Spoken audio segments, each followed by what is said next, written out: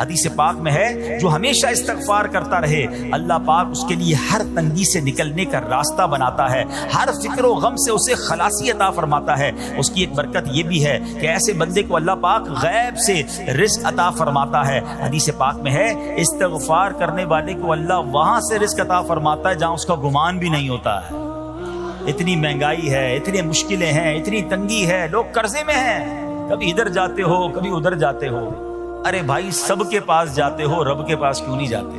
استغفار کرنا شروع کر دو، فرمایا ادھر سے روزی دے گا جہاں تمہارا گمان بھی نہیں جائے گا۔ اس کی برکت سے اللہ پاک دلوں کے زنگ کو دور فرماتا ہے۔ اے کاش کہ ہم استغفار کرنے والے بن جائیں۔ اور آپ کو شاید پتہ نہیں ہے استغفار جہاں گناہوں کی معافی ہے نا، وہاں یہ بہت سارے مسائل کے حل کی کنجی بھی ہے۔ آپ اگر پرابلم میں ہیں، روزی کے مسائل ہیں، اولاد نہیں ہو رہی ہے یا کوئی بھی پرابلم ہے، واقعہ سنیے۔ حضرت امام حسن بصری رحمۃ اللہ تعالی بہت بڑے بزرگ ہیں، ایک شخص آیا آ کر کہتا حضور بارش نہیں ہو رہی ہے، قحط کی پوزیشن آ گئی ہے، بارش نہیں ہو رہی، دعا فرمائیں کہ وظیفہ عطا فرمائیں۔ آپ نے فرمایا استغفار کرو۔ وہ چلا گیا۔ اچھا ایک بزرگ بیٹھے تھے ان کے پاس، حضرت ربیع بن صبیح رحمۃ اللہ، وہ دیکھ رہے تھے۔ دوسرا بندہ آیا کہتا حضور تنگ دستی ہے، کاروبار میں ڈاؤن ہے، رزق میں تنگی ہے۔ آپ نے فرمایا استغفار کرو۔ پھر تیسرا شخص آیا کہتا حضور اولاد نہیں ہو رہی ہے، حصول اولاد کے لیے وظیفہ لینا ہے، فرمایا استغفار کرو۔ چوتھا بندہ آیا، وہ کہتا ہے کہ حضور میرے باغ میں فصلوں میں پیداوار کی کمی ہے، فرمایا استغفار کرو۔ حضرت ربیع بن صبیح کہتے ہیں حضور پہلا بندہ الگ پرابلم لے کر آیا، دوسرا الگ، تیسرا الگ، چوتھا الگ، چاروں کو ایک ہی دوائی، چاروں کو ایک ہی وظیفہ، استغفار استغفار۔ آئے ہائے بڑوں کی بڑی باتیں ہیں۔ قرآن میں بھی پڑھتا ہوں، قرآن آپ بھی پڑھتے ہیں، مگر دیکھو اللہ والے کیسے پڑھتے ہیں۔ کیا خوبصورت جواب دیا آپ نے۔ آپ فرماتے ہیں سورہ نوح پارہ 29 آیت نمبر 10 سے 12 کی آپ نے تلاوت فرمائی۔ اب ذرا قرآن سنیے گا، استغفروا ربکم انہ کان غفارا، بے شک وہ بڑا معاف کرنے والا ہے۔ اب دے گا عطا، کیا فرمائے گا؟ یرسل السماء علیکم مدرارا، وہ تم پر موسلا دھار بارش بھیجے گا۔ وَيُمْدِدْكُمْ بِأَمْوَالٍ وَبَنِينَ وَيَجْعَلْ لَكُمْ جَنَّاتٍ وَيَجْعَلْ لَكُمْ أَنْهَارًا، فرمایا اور مالوں اور بیٹوں سے تمہاری مدد فرمائے گا، اور تمہارے لیے باغات بنا دے گا، اور تمہارے لیے نہریں بنائے گا۔ باغات بھی بڑھ رہے ہیں، اولاد بھی عطا ہو رہی ہے، مال بھی بڑھ رہا ہے، بارش بھی ہو رہی ہے۔ کس چیز سے؟ استغفار سے۔ تو استغفار یہ آپ کے بہت سارے پرابلمز کا حل ہے، مسائل کا حل ہے۔ بس اپنی زبان استغفار سے تر رکھے۔ اچھا پھر اس میں تھوڑی سی شرمندگی بھی ہو، ایسا نہیں کہ استغفار بھی ہو رہا ہے اور دماغ کہیں اور ہے، مسکرا بھی رہے ہیں، ہنس بھی رہے ہیں، اور استغفر اللہ، کسی سے معافی مانگتے ہوئے ہنستا ہے کیا بندہ؟ استغفر اللہ ربی من کل ذنب واتوب الیہ، یا اللہ میں اپنے سارے گناہوں سے تجھ سے معافی مانگ رہا ہوں۔ بہت سارے استغفار کے سیکھ ہیں، استغفر اللہ العظیم من کل ذنب عظیم، اے اللہ میں تجھ سے استغفار کرتا ہوں، وہ رب جو بہت عظیم ہے، اپنے سارے بڑے گناہوں سے میں استغفار کرتا ہوں۔ الگ الگ سیغوں سے اللہ کی بارگاہ میں استغفار کریں، ہو سکے تو کبھی گناہ یاد آئیں تو آنسو بھی بہ رہے ہوں، مگر یہ استغفار اللہ کو بڑا پسند ہے، معافی رب کو بہت پسند ہے۔ ابو اللیث سمرقندی رحمۃ اللہ تعالی لکھتے ہیں پچھلی قوموں میں ایک شخص تھا، اس نے بہت گناہ کیے تھے۔ ایک بار اس نے اپنی پچھلی زندگی کے بارے میں سوچا، گناہوں کے بارے میں غور و فکر کیا تو اسے شرمندگی ہوئی۔ اس نے نادم و شرمندہ ہو کر 3 مرتبہ کہا اللہم غفرانک، اللہم غفرانک، اللہم غفرانک، اے اللہ تیری بخشش، اے اللہ تیری بخشش، اے اللہ پاک تیری بخشش۔ اسی لمحے اس کو موت آ گئی اور اللہ پاک نے اس کی بخشش فرما دی۔ آئیے ہم بھی پڑھ لیتے، اللہم غفرانک، اللہم غفرانک، اللہم غفرانک۔ استغفار کرنا، توبہ کرنا، گناہ یاد کر کے شرمندہ ہونا، یہ اللہ کو کتنا پسند ہے۔ ایک سبحان اللہ، اس کے بارے میں چند برکتیں آپ کو بیان کرتا ہوں۔ بڑی عظیم برکت یہ ہے کہ اس کی بدولت بندے کا تنگی اور غم دور ہو جاتا ہے۔ آئیے پیارے اسلامی بھائیوں، اللہ کو معافی مانگنا، دل سے پکارنا کتنا پسند ہے۔ میں آپ کو ایک بہت ہی خوبصورت واقعہ بتاتا ہوں، اور یہ واقعہ ہے حضرت موسیٰ علیہ نبینا علیہ السلام کا۔ اللہ پاک نے حضرت موسیٰ علیہ نبینا علیہ السلام نے ایک بار اپنی مناجات میں عرض کیا یا اللہ یا رب۔ اللہ پاک کی طرف سے جواب آیا لبیک یا موسیٰ۔ آپ نے عرض کی یا اللہ تو میرا مالک ہے، تو خالق ہے، میں تو تیرا بندہ ہوں، ارشاد ہوا مجھے یہ پسند ہے کہ جب مجھے کوئی میرا بندہ یا رب پکارے تو میں اسے لبیک کہہ کر جواب دوں۔ اللہ فرما رہا ہے، حضرت موسیٰ نے عرض کی یا رب کیا یہ ہر مطیع بندے کے لیے ہے؟ کیا ہر نیک آدمی کے لیے ایسا ہے کہ جب تجھے وہ پکارے تو لبیک فرماتا ہے؟ سنو، اللہ فرماتا ہے ہاں بلکہ ہر گناہگار بندے کے لیے بھی ہے۔ تو حضرت موسیٰ نے عرض کی یا اللہ فرما بردار تو تیری اطاعت کرتا ہے، وہ بات تو سمجھ آ رہی ہے، گناہگار پر یہ کرم کس وجہ سے؟ اے ہائے، سنو میرے رب کیسا کریم ہے۔ فرماتا ہے اے موسیٰ اگر میں بھلائی کرنے والے کو اس کی بھلائی کا بدلہ دوں اور برائی کرنے والے پر اس کی برائی کی وجہ سے احسان نہ کروں تو میرا جود و کرم کہاں جائے گا؟ اللہ فرماتا ہے میرا پھر کرم، میری رحمت کس لیے ہے؟ برائی کرنے والا بھی، گناہ کرنے والا بھی مجھے پکارتا ہے، میں اسے بھی لبیک کہہ کر جواب دیتا ہوں۔ حضرت موسیٰ علیہ نبینا علیہ السلام کو ایک بار وحی نازل ہوئی کہ اے موسیٰ فلاں علاقے میں جاؤ، ہمارا ایک نیک بندہ اس کا انتقال ہو گیا ہے، جا کے اس کو غسل دو، اس کو کفن دو اور اس کا جنازہ پڑھو۔ حضرت موسیٰ وہاں پہنچ گئے اور جب وہاں جا کر آپ نے لوگوں سے کہا کہ مجھے فلاں بندے کے پاس لے جاؤ جس کا انتقال ہوا ہے، مجھے غسل دینا ہے، کفن پڑھنا ہے، جنازہ پڑھنا ہے، لوگوں نے کہا حضرت یہ تو زمانے کا گناہگار، بڑا بےہودہ، بڑا بدکار شخص تھا، آپ کو رب کا حکم تھا، آپ نے غسل بھی دیا، کفن بھی پہنایا، جنازہ بھی پڑھا، پھر رب کی بارگاہ میں عرض کی مولا بندے تو یہ کہہ رہے ہیں یہ تو بہت برا آدمی تھا، تو نے مجھے بھیجا اور فرمایا تیرا پیارا بندہ، میں نے جنازہ بھی پڑھ دیا، غسل اور کفن بھی دیا۔ اب ذرا آپ سوچیں کہ کسی کا جنازہ حضرت موسیٰ پڑھ دیں تو اس کی تو بخشش کا تو کوئی مسئلہ ہی کوئی نہیں نا، وہ تو اللہ کے نبی جس کا جنازہ پڑھے غسل دے، تو یا اللہ تو نے ایسا انتظام فرما دیا۔ رب کریم کی طرف سے پتہ ہے کیا جواب آتا ہے؟ اللہ فرماتا ہے اے موسیٰ بندے سچ کہتے ہیں، یہ بندہ واقعی بڑا گناہگار تھا، جو علاقے والے شہر کے لوگ کہہ رہے ہیں نا ٹھیک کہہ رہے ہیں، یہ بندہ تھا ہی ایسا۔ یا اللہ جب اتنا گناہگار تو اتنی بڑی مہربانی کس وجہ سے؟ ارشاد ہوا اے موسیٰ اس بندے نے مرنے سے پہلے مجھ سے 5 کلمات کے ذریعے بات کی، مناجات کی، مجھے پکارا، 5 سینٹنس تھے، 5 کلمے تھے، اور اے موسیٰ اس کی وجہ سے میں نے اس کی مغفرت فرما دی۔ حضرت موسیٰ کہتے ہیں یا اللہ وہ 5 کلمے تو بتا دے، وہ 5 کیسے جملے تھے کہ علاقے میں سب سے مشہور بدکار اور اس کا انتقال ہو تو رب مغفرت بھی فرمائے اور اپنے نبی کو فرمائے جا کے جنازہ پڑھو۔ تو آپ نے کہا یا اللہ وہ 5 کلمات بتا دے۔ اب ذرا یہ 5 کلمات سنیے گا، ایکچولی جو بات سمجھنی ہے نا، استغفار ہے کیا، معافی مانگنا ہے کیا، توبہ کیا ہے۔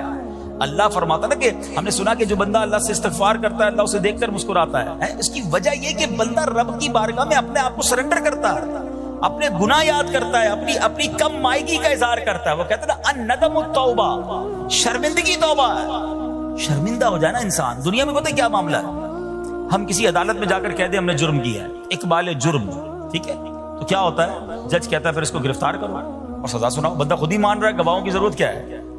دنیا کی عدالت میں اقبال جرم پر سزا ملتی ہے، میرے رب کی رحمت کی عدالت دیکھو، بندہ وہاں جا کر اقبال جرم کر لے، شرمندہ ہو جائے، معافی مانگ لے، اللہ اس کے سارے گناہ معاف فرما دیتا ہے۔ یہ فرق ہے دنیا والوں میں اور رب کی عدالت میں، سبحان اللہ۔ وہ حضرت موسیٰ کہتے ہیں یا اللہ وہ 5 کلمے بتا، اور بتائے گئے تو وہ 5 کلمے سنیے گا ذرا۔ وہ بندہ کہتا ہے مرنے سے پہلے اے رب تو جانتا ہے میں نیکوں سے محبت کرتا ہوں اگرچہ خود نیک نہیں ہوں، یا رب تو جانتا ہے میں فاسقوں سے بغض رکھتا ہوں اگرچہ میں خود فاسق ہوں۔ سمجھ رہے بات؟ اے اللہ نیکوں سے پیار کرتا ہوں، مجھے پتا ہے میں خود نیک نہیں ہوں، میں گناہ گاروں سے نفرت کرتا ہوں حالانکہ میں خود بھی گناہ گار ہوں، کہیں بھی اپنی بڑائی نہیں ہے، میں گناہ گار، میں بدکار، مگر اللہ میں پیار کرتا ہوں نیک لوگوں سے۔ تیسرا جملہ کیا تھا، یا رب اگر مجھے معلوم ہو جائے کہ میرے جنت میں داخل ہونے سے تیری ملکیت میں کوئی کمی آ جائے گی تو اے اللہ میں تجھ سے پھر جنت کا سوال کرنا چھوڑ دوں گا۔ مجھے یہ پتا ہے یا اللہ تو نے مجھے جنت میں داخل کیا نا، تیری جنت میں کوئی کمی نہیں آئے گی، بہت بڑی ہے، اب مجھے داخل بھی کرنے سے تیرا کچھ نہیں جائے گا، اگر کچھ جاتا ہوتا تو یا اللہ میں جنت تیرے سے مانگنا چھوڑ دیتا۔ چوتھا جملہ کیا ہے، اے رب اگر مجھے معلوم ہو جائے کہ مجھے جہنم میں داخل کرنے سے تیری ملکیت میں اضافہ ہو جائے گا تو میں پھر جہنم سے پناہ نہیں مانگوں گا، یعنی اگر تو تیرے ملک میں تیری شان میں اضافہ ہو رہا ہے مجھے جہنم میں ڈالنے سے، پھر تو میں نہیں کہوں گا تجھے کہ جہنم سے نکال۔ مگر مجھے پتا ہے تو پہلے ہی مالک ہے، تو پہلے ہی خالق ہے، سب کچھ تیرا ہے، مجھے جہنم میں ڈالنے سے تیری کوئی ملکیت میں اضافہ نہیں ہونا۔ اور آخری بات کیا کہتا ہے؟ یا رب اگر تو مجھ پر رحم نہ کرے گا تو پھر کون کرے گا؟ اللہ فرماتا ہے اے موسیٰ میں نے اس پر رحم کیا، یہ میرے کرم کے لائق تھا، میرے کرم کے لائق نہیں تھا کہ میں اسے ناکام لوٹا دیتا۔ جب اس نے یہ کلمات کہے تو میں نے اسے درگزر فرمایا، اس کی مغفرت فرما دی، اور میں ہی بخشنے والا مہربان۔ تو اے میرے پیارے اسلامی بھائیوں، آج وہ کام سیکھ کے جانا ہے، سمجھ کے جانا ہے، جس کو جو بندہ کرتا ہے تو رب کی رحمت گویا مسکراتی ہے۔ اب وہ یہ ہے کہ اللہ سے معافی مانگتے رہیں، استغفار کرتے رہیں، اللہ کو راضی کرنے کی کوشش کرتے رہیں، اپنے گناہوں پر ندامت رکھیں کہ جو معافی مانگتا ہے نا اللہ اسے بہت پسند فرماتا ہے۔ حدیث پاک میں آتا ہے التائب من الذنب کمن لا ذنب له، گناہوں سے توبہ کرنے والا ایسا ہے جیسا اس نے گناہ کیا ہی نہیں ہے۔ اچھا اب ایک اور بہت پیارا عمل جس کو دیکھ کر اللہ مسکراتا ہے، وہی میں نے جو تفصیل بتائی کہ اللہ کی رحمت راضی ہو جاتی ہے اور اللہ کی رحمت برستی ہے، رب راضی ہو جاتا ہے۔ نبی پاک علیہ الصلوۃ والسلام نے فرمایا 3 بندے ہیں اللہ پاک انہیں دیکھ کر مسکراتا اور کیا ہوتا ہے؟ فرمایا اور بہت خوش ہوتا ہے۔ اب وہ 3 بندے کون سے ہیں؟ چیک کر لیں ہم ان میں ہیں کہ نہیں۔ فرمایا نمبر 1 وہ بندہ جو رات کو اٹھے، بستر چھوڑے، اچھی طرح وضو کرے، پھر نماز پڑھنے کھڑا ہو جائے، اسے دیکھ کر اللہ پاک فرشتوں سے فرماتا ہے اے فرشتوں بتاؤ میرے بندے کو نیکی پر کس نے اکسایا ہے؟ فرشتے عرض کرتے ہیں مولا تو بہتر جانتا ہے۔ اللہ پاک فرماتا ہے ہاں میں جانتا ہوں مگر تم مجھے بتاؤ۔ فرشتے عرض کرتے ہیں اے مالک کریم تو نے اسے ایک چیز یعنی جہنم کا خوف دیا ہے، یہ اس سے ڈرتا ہے۔ اے اللہ تو نے ان کو ایک چیز جنت کی امید دلائی ہے، یہ اس کی امید رکھتا ہے۔ اے اللہ یہی خوف اور امید ہے جس نے اسے رات کی نیند قربان کر کے تیرے حضور کھڑے ہونے پر ابھارا ہے۔ اب اللہ پاک فرماتا ہے اے فرشتوں گواہ ہو جاؤ، یہ جس چیز سے ڈرتا ہے یعنی جہنم سے ڈرتا ہے، میں نے اپنے اس بندے کو اس سے امن بخشا، اور جس کی امید رکھتا ہے یعنی جنت کی، میں نے جنت اس پر واجب کر دی۔ رات اٹھ کر جب دنیا سوئی ہو بندہ اٹھ کر تہجد کی نماز ادا کرے، اللہ کی بارگاہ میں آنسو بہائے، اللہ فرشتوں کے سامنے گویا فخر فرماتا۔ دوسرے نمبر پر سنو، فرمایا دوسرا وہ شخص جو حق و باطل کی لڑائی میں شریک ہوا، ثابت قدم رہا یہاں تک کہ شہید ہو گیا، یا اللہ پاک نے اسے فتح عطا فرمائی، اللہ اس بندے کو دیکھ کر بھی مسکراتا ہے۔ جہاد کرنے والے مجاہدین یا تو شہید ہو جائیں یا غازی ہو کر لوٹے اللہ کی رضا کے لیے، اللہ کی رحمت ان پر بھی چھما چھم برستی ہے۔ اور تیسرے نمبر پر فرمایا تیسرا وہ بندہ جو رات کو سفر کرتا ہے، یہاں تک کہ رات کے آخری حصے میں جب کہیں ٹھہرتا ہے تو اس کے ساتھ والے سو جاتے ہیں مگر وہ کھڑا ہو کر نماز پڑھنے لگتا ہے، اس بندے کو دیکھ کر بھی اللہ پاک مسکراتا ہے۔ اجتماعی عبادت کے بڑے فائدے ہیں، اجتماع میں آنا، محفل میں آنا، دعا میں شرکت کرنا بہت اچھی بات ہے، مگر اپنی عادت ایسے بھی بنائیں کہ کچھ عبادتیں ایسی کریں کہ میں جانوں اور رب جانے۔ یہ جو رات اٹھ کر دعا کا لطف ہے، رات اٹھ کر جو نماز پڑھنے کا لطف ہے نا، جب ساری دنیا سو رہی ہے اور بندہ اپنے رب کی بارگاہ میں حاضر ہے۔ علماء کہتے ہیں دن کے نوافل کے مقابلے میں رات کے نوافل افضل ہیں، کیونکہ رات سکون ہوتا ہے، رات رقت قلبی ملتی ہے، سبحان اللہ رحمت الہی چھما چھم برستی ہے۔ ہمیں کیا کرنا ہے کہ رات تہجد کی نماز کی عادت ڈالے۔ رمضان میں بن گئی تھی نا، سحری کے لیے اٹھتے تھے تو لوگ تہجد پڑھتے تھے، اللہ کرے کہ یہ عادت بن جائے، کبھی کبھی اگر ہر روز نہیں ہو سکتا کم از کم کبھی کبھی کریں۔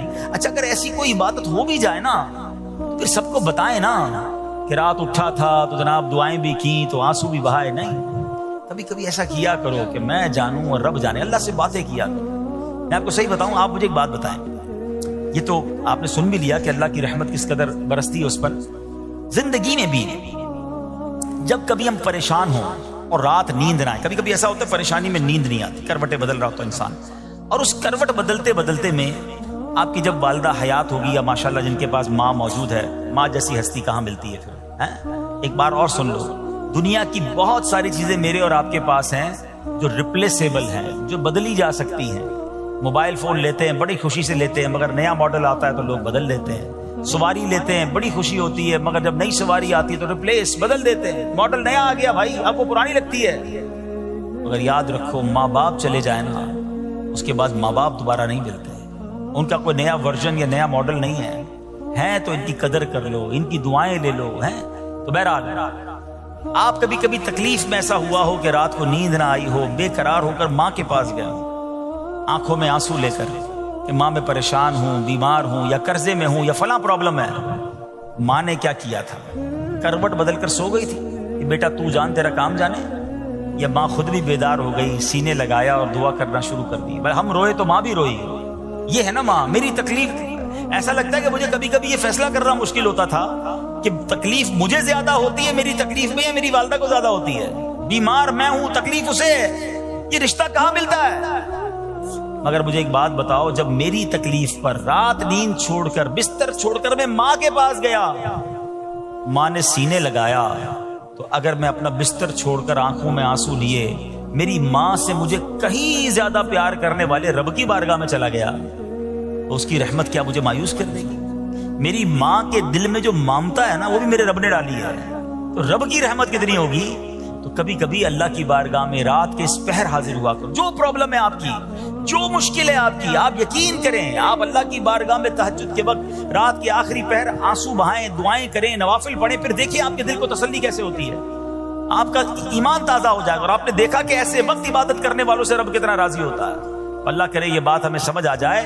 اسی طرح عظیم صحابی حضرت عبداللہ ابن مسعود رضی اللہ تعالیٰ سے روایت ہے، پیارے آقا مکی مدنی مصطفیٰ صلی اللہ تعالیٰ علیہ وسلم نے فرمایا، ایک بندہ رات کو اٹھتا ہے، اچھی طرح وضو کرتا ہے، پھر اللہ پاک کی حمد کرتا ہے، اس کی بزرگی بولتا ہے، اپنے نبی علیہ الصلوۃ والسلام پر درود پڑھتا ہے، قرآن کھول کر پڑھنا شروع کر دیتا ہے.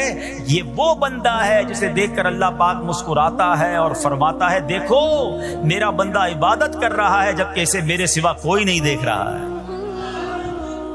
اللہ، یہ کاش ہمیں عادت مل جائے کہ ہم اکیلے میں عبادت کریں، انفرادی عبادت کریں، میں جانوں میرا رب جانے. کبھی تلاوت کریں، کبھی درود پڑھیں، کبھی دعائیں کریں، کبھی آنسو بہائیں. سبحان اللہ، اس کا مزہ ہی اور ہے. ہاں کبھی ایسا ہونا چاہیے. ہم محفل میں عشق رسول کے عالم میں رو بھی پڑھتے ہیں، مدینے کی یاد ہو، نعت شروع ہو تو ہماری آنکھوں میں آنسو آ جاتے ہیں، یہ بھی اچھی بات ہے. مگر کبھی کبھی رات ایسی بھی ہونی چاہیے کہ دل میں ہو یاد تیری، گوشئے تنہائی ہو. دل میں ہو یاد تیری، گوشئے تنہائی ہو، پھر تو خلوت میں عجب انجمن آرائی ہو. کبھی زندگی میں ایسی راتیں بھی آنی چاہیے. وہ ہے نا، جاگ اٹھا اشکوں کا مقدر، عشق نبی میں روتے روتے کیسی گزری رات نہ پوچھو. کبھی کبھی ایسی رات بھی گزرنی چاہیے کہ آقا کی یاد میں آنسو بہ رہے ہوں، مدینے کی یاد میں، گھر والوں کو بھی پتہ نہ چلے. ہلکی ہلکی آواز میں کبھی نعت شریف لگا لیا کریں، کبھی مناجات لگا لیا کریں. ہم پتہ نہیں کیا دیکھتے دیکھتے سوتے ہیں. کاش انہی تصورات میں آنکھیں بند ہوں کہ میں سو جاؤں یا مصطفیٰ کہتے کہتے، میں سو جاؤں یا مصطفیٰ کہتے کہتے، کھلے آنکھ صلی اللہ کہتے کہتے. جو مدینے کے تصور میں سوتے ہیں نا، پھر خواب میں زیارت بھی کر لیتے ہیں. خواب کا ایک فنامنا یہ بھی ہے، آپ جس چیز کے بارے میں سوچتے ہوئے سوتے ہیں نا، عموماً گندی باتیں دیکھ کر، گندی چیزیں دیکھ کر سوتے ہیں، پھر ایسے ڈراؤنے خواب بھی آتے ہیں، انہیں ٹینشن بھی آتی ہے. فلموں میں بھی ماردار دیکھی، خواب میں بھی لڑائی جھگڑے دیکھ رہے ہیں. جو مدینے کی یادوں میں سو رہا ہے، جو باوضو سو رہا ہے، جو اللہ کا ذکر کر کے سو رہا ہے، جو نوافل پڑھ کے سو رہا ہے، پھر دیکھو خواب میں بھی کہاں کہاں کی سیر کرے گا انشاءاللہ. تو اپنی خلوتوں کو اچھا کریں، اپنے اکیلے وقت کو بھی خوبصورت کریں، آنسو بہائیں. اور سبحان اللہ، تہجد پڑھنے والوں کے چہروں پر نور بھی آ جاتا ہے. ہاں، یہ ایک الگ نعمت انہیں ملتی ہے، اللہ نصیب فرما دے. اچھا، ایک اور خوبصورت کام ہے، اللہ کریم جنہیں دیکھ کر مسکراتا ہے. فرمایا، حضرت ابو سعید خدری رضی اللہ تعالیٰ فرماتے ہیں، رسول ذیشان مکی مدنی سلطان صلی اللہ تعالیٰ علیہ وسلم نے فرمایا، 3 بندوں کو دیکھ کر اللہ پاک مسکراتا ہے. وہ قوم جو نماز میں صفیں سیدھی کرتی ہے، اور وہ بندہ جو اللہ پاک کی راہ میں جہاد کرتا ہے. تیسرا وہ بندہ جو رات کے اندھیرے میں عبادت کرتا ہے، انہیں دیکھ کر اللہ پاک مسکراتا ہے.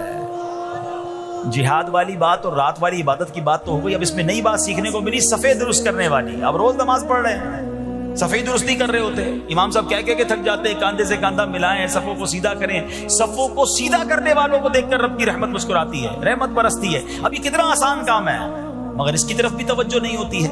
یاد رکھیے کہ صفیں سیدھی کرنا یہ بڑی نیکی ہے، اور اللہ کرے کہ ہم اس پر عمل کرنے والے بنے. اور صفیں درست نہ کرنا ترک واجب، ناجائز اور گناہ ہے. سیدھی صفے نہیں کرتے، نہیں ناجائز کرتے ہیں، گناہ کرتے ہیں. صف درست نہ کرنے سے نماز ناقص رہ جاتی ہے. اور یہ بعض اوقات لوگ کہتے ہیں یار ہمیں اس نماز میں وسوسے بہت آتے ہیں. روایتوں میں آتا ہے صف درست نہ کرنا نماز میں وسوسے آنے کا سبب ہے. صفیں ٹھیک نہیں ہوگی نا، عجیب عجیب سی باتیں دماغ میں آئیں گی. کیوں؟ حدیث پاک میں آتا ہے شیطان تمہارے درمیان بھیڑ کے بچے کی طرح گھس جاتا ہے. شیطان صفوں میں گھس جاتا ہے. صف سیدھی نہ کرنے میں چہرہ بگڑنے کا اندیشہ ہے.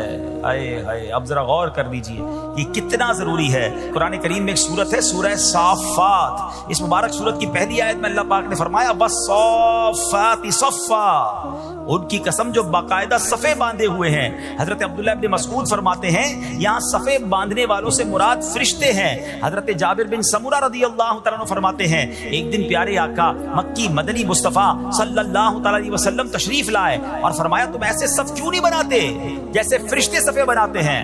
ہم نے عرض کی یا رسول اللہ صلی اللہ تعالیٰ علیہ وسلم فرشتے کیسے صف بناتے ہیں؟ فرمایا پہلے اگلی صف مکمل کرتے ہیں اور خوب مل کر کھڑے ہوتے ہیں. سبحان اللہ، مبارک ہو مسلمانوں کو جو صفیں سیدھی کرتے ہیں، اچھی طرح کاندھے سے کاندھا ملاتے ہیں. گویا یہ